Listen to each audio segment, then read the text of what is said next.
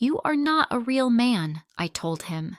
"Real husbands give their wives nice things. You give me nothing." He stood near the kitchen sink, holding a cup of tea he made for me. I didn't even drink it. I just stared at him and kept talking. "Other women get flowers. Other women get gold. I get dust and cold dinners." His face didn't change. He didn't speak. He only looked down at the floor like a small child who made a mistake. "My name is Clara. I am 28 years old.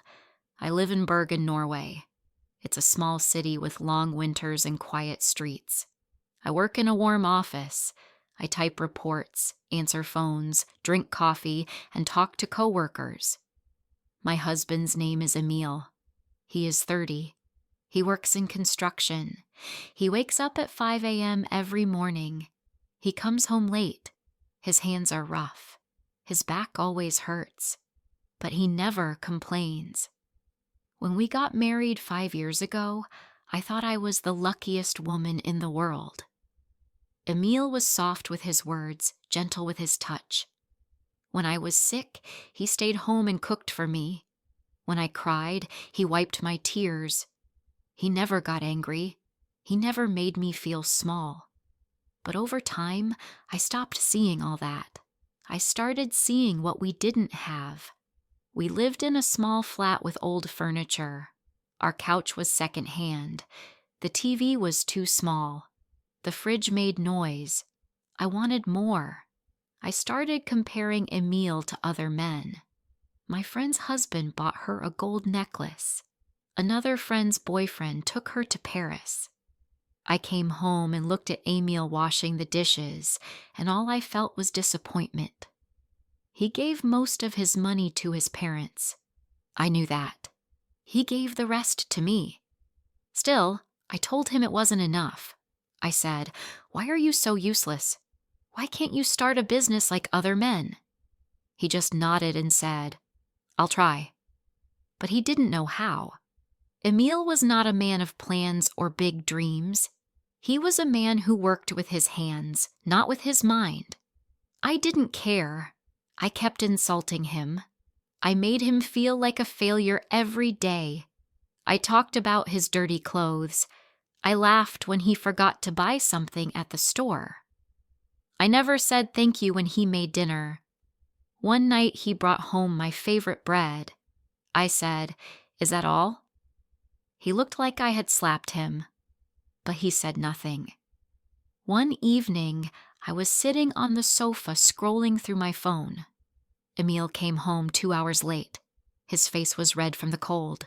His boots were wet. I didn't even look up. "Where were you?" I asked. He stood at the door, quiet. "I was out," he said, "looking for another job." I put down my phone. "Why?" I asked. "Because I want to give you more," he said. His voice was soft.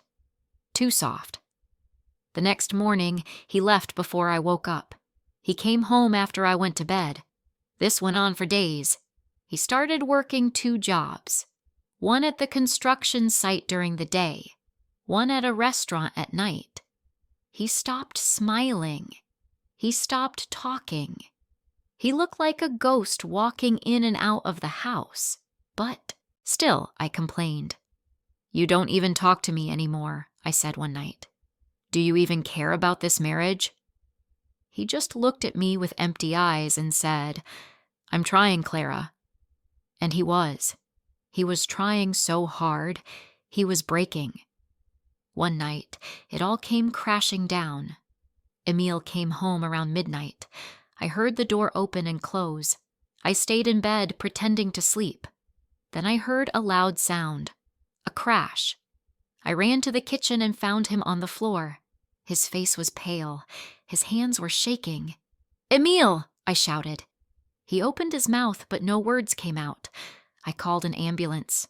At the hospital, the doctor looked serious. "He is exhausted," he said. "His body is too tired. He needs full rest." I sat by his bed. I held his hand. It felt cold and weak. He opened his eyes slowly and smiled at me. "Don't cry," he whispered. "I'm okay." And that's when I broke. Tears ran down my face. I held his hand tight. "I'm sorry, Emil," I said. "I didn't see how much you were doing. I didn't see how much you loved me." He didn't speak. He just looked at me with the same soft eyes he always had. Even after everything I said, everything I did, he still looked at me with love.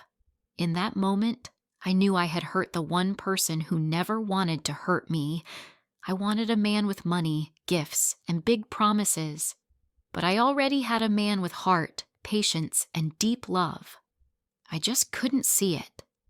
That night, I promised myself something. I would never compare Emil to anyone again. I would never use my words to break him. I had a loyal husband, and I nearly lost him because I couldn't see what loyalty looks like. After that night in the hospital, I could not sleep. I sat by Emil's bed, watching him breathe. His face looked thinner than before. His hands, once strong and firm, now looked tired and dry. There were small marks on his skin from the cold.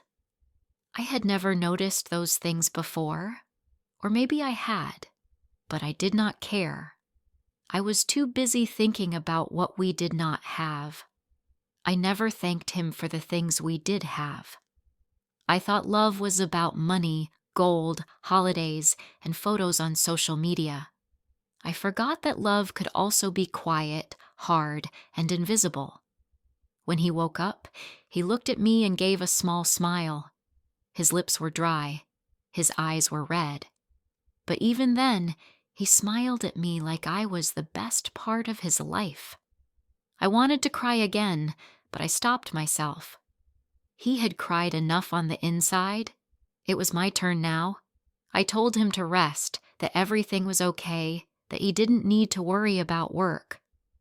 He only nodded and closed his eyes again. The nurse brought him food, and I helped feed him.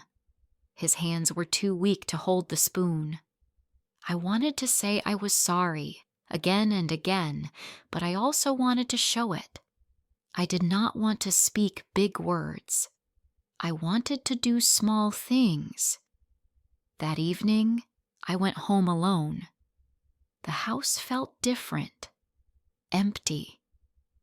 I looked at our small kitchen, the sofa, the table with one broken leg. I sat on Emil's side of the bed. I touched his pillow and remembered the time he stayed up all night when I had a fever. He made soup, cleaned the house, and sat by my bed, holding my hand. That memory felt so far away, not because it happened long ago, but because I had forgotten it. I let myself forget all the good things. Over the next few days, I visited him every morning and evening. I brought fresh food, clean clothes, and books he liked to read. He didn't talk much. He was tired. But I can see something changing in his eyes. I think he was surprised that I was there, that I cared. I felt ashamed that I had to almost lose him to understand his worth. I wanted to fix everything, but I didn't know where to start. So I started with silence. I didn't try to explain or defend myself. I just sat with him. I helped him eat. I cleaned his hands and kissed his forehead when he slept. Love is not always loud. Sometimes love is just showing up every day. When Emil came home from the hospital, he was still weak. The doctor said he needed to rest for many weeks. I took leave from work to care for him. I cleaned the house, made his favorite food, and kept the room warm. He tried to help, but I said no. I told him it was my turn to give and his turn to receive. One afternoon, while I was folding the laundry, Emil said something that stayed in my heart. "You're different," he said softly. I looked at him and asked what he meant. "Your eyes," he said. "They're softer now." I smiled and sat beside him. "I was blind," I told him, "but now I see." As Emil got stronger, we started to talk more. We walked slowly around the neighborhood when he felt good. We talked about small things like the weather, the birds in the trees, and the smell of fresh bread from the bakery. I told him I missed those walks. He said he missed them too. He asked me what changed. I told him the truth. I told him I almost lost him, and that scared me more than anything.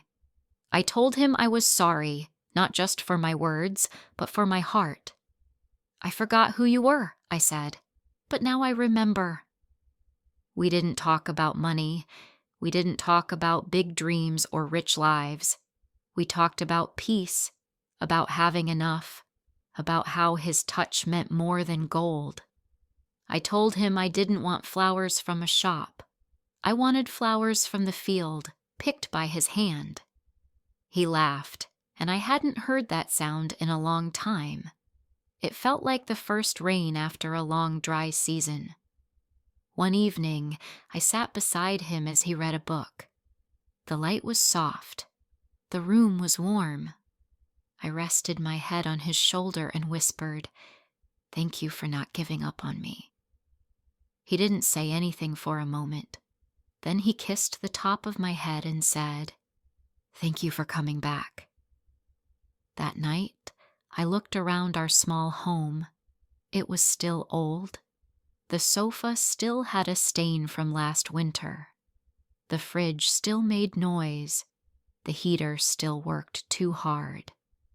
But something was different. My heart felt full.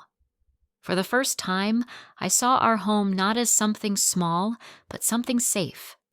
I no longer cared about what other women had. I had a meal, and a meal was enough. Some weeks later, Emile was strong enough to go outside again. We walked to the local park together. The trees were full of yellow leaves. The air was cold, but it felt fresh. We sat on a bench near the pond. Ducks moved slowly in the water. Emile held my hand, and I looked at him for a long time. I didn't speak. I just watched him. His face looked calm again, not tired like before. His smile had come back, and in that quiet moment, I felt something warm grow inside me. Not guilt, not sadness, but love. The kind of love that stays when things are simple. The kind of love that does not ask for more. We didn't talk about our problems anymore. We talked about small things. What to cook for dinner, which movie to watch on Sunday, whether to buy a warm blanket for the couch. And those small talks made me feel close to him again. It was like we had pressed pause on the world, and in that pause, we were finding each other again. One evening, I brought him a cup of tea. He smiled and said, "You make it just how I like it." I sat next to him and said, "I remembered." He looked surprised. "You never remembered before," he said softly. "I never tried," I told him. "But now I want to try." He looked at me, and I saw something new in his eyes. It was not just love, it was trust. I had broken that trust before, but maybe, just maybe, I was building it again. One day, Emile got a call from his boss. They wanted him to come back to work. He looked at me, unsure. "Should I go?" he asked. I walked to him, fixed the collar of his jacket, and smiled. "Only if you feel ready," I said. He smiled back. "With you beside me, I feel ready for anything." That morning, I watched him leave the house. He turned around and waved. For the first time in a long time, I felt proud. Not just proud of him, proud of us. That day, I cleaned the house, made dinner, and waited for him like I used to in the first year of our marriage. I even made a small sign on paper and put it on the table. It said, "Welcome home, my hero." When Emile saw it, he laughed. "What's this?" he asked. "A thank you," I said, "for not giving up." He sat down, looked around the house, and said, "I feel like this is a new home." I nodded. "It's not the house that changed," I said. "It's me." Things didn't become perfect. We still had bills. We still had an old fridge that made too much noise, but we laughed more. We touched more. We talked more. Every evening we sat together, even if just for a few minutes. And in those minutes, we were happy. I stopped comparing him. I stopped looking at other couples. I started looking at my own husband again. And when I looked at him, I saw love. Not loud love, not rich love, but real love. One weekend we went for a walk by the harbor. There were families, couples, children running with small flags. A street musician was playing soft music. Emil looked at me and said, "Do you remember when we used to come here every Sunday?" I nodded. "We stopped when I started working too much," he said. "No," I replied. "We stopped when I started asking for more than I needed." He didn't say anything. He just reached into his coat pocket and took out a small paper bag. Inside was a silver ring. Simple. No diamonds, no gold. Just silver, soft and smooth. "I wanted to give this to you last year," he said, "but I didn't think you would want something simple." I took the ring in my hand and felt my eyes fill with tears. "This is the most beautiful thing I've ever seen," I whispered, "because it came from your heart." He placed the ring on my finger. It fit perfectly. I looked at my hand and then looked at him.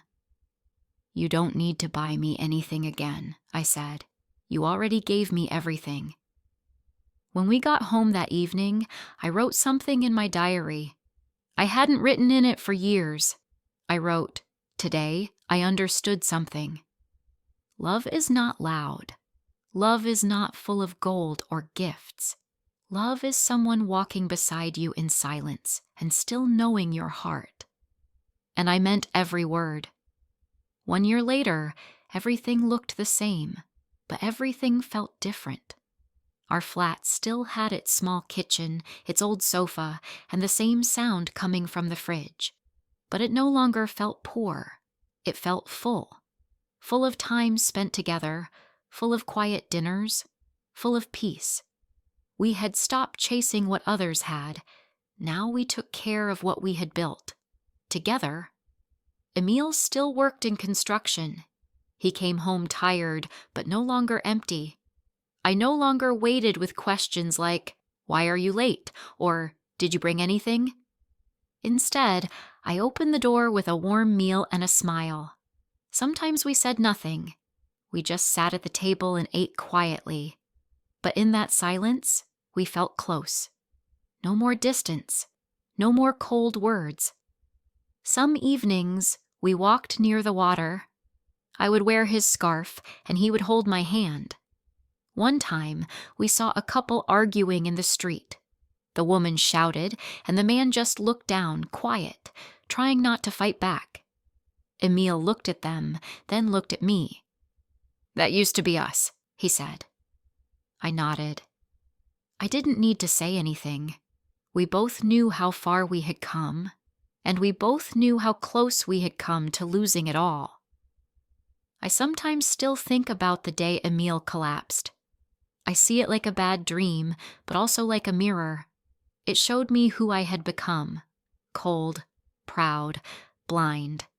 I hated that version of myself. But I also thank that day because it woke me up. Without it, I may never have changed. I may never have seen how love can wear work boots, carry dust on its clothes, and still come home with a heart full of care. Emil changed too. Not by becoming someone new, but by opening up more. He started talking about his dreams. Simple dreams. He said he wanted to grow vegetables on our small balcony. He wanted to learn how to cook something special for my birthday. He wanted to take a short trip to see the northern lights. I listened to him with joy. Before, I never let him share these things. I only talked about what he could not give me. Now, I wanted to know what made him happy, and I wanted to be part of it.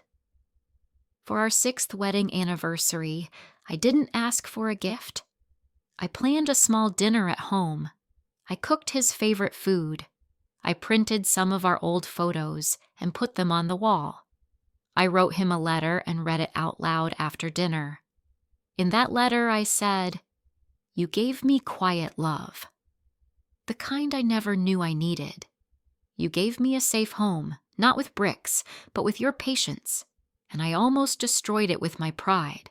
I'm sorry, and I'm grateful. Every day." He didn't say anything at first. He just got up, walked over to me, and held me close. "You didn't destroy anything," he whispered. "We just had to learn how to protect it." That night, we sat close on the sofa, our fingers linked, our hearts still healing, but healing together. Time passed, and our love changed shape. It was no longer new, fast, or full of big feelings. It became soft, steady, and deep. I used to think love had to shine like gold. Now I know it feels more like warm hands, quiet talks, and staying beside someone even when they are at their worst. That is what Emil gave me. And now, that is what I give him. People still ask why we never moved to a bigger home, why we never bought a car or took big trips. I smile and say, because we found something richer. They don't always understand, but I don't need them to. I only need Emil to understand. And he does. One day, while folding clothes, I found the old paper sign I made when Emil came home from the hospital. It said, "Welcome home, my hero."